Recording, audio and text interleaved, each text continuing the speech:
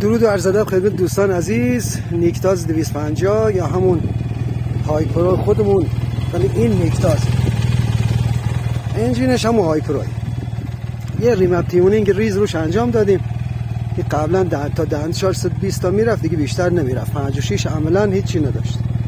ببینیم الان چطور میشه.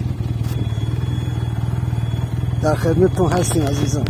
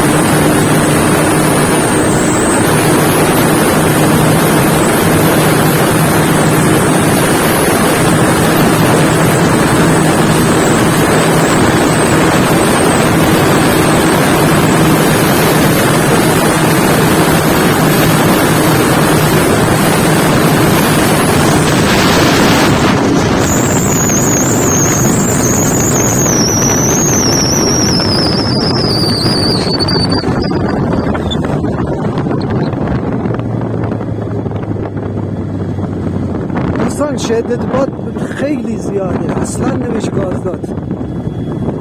همین قدرم خوب رفت خداییش، ولی فکر کنم اگه یه ذره شرایط جوی مساعدتر باشه، باد کمتر بیا، راحت تا 150-155 تا میره.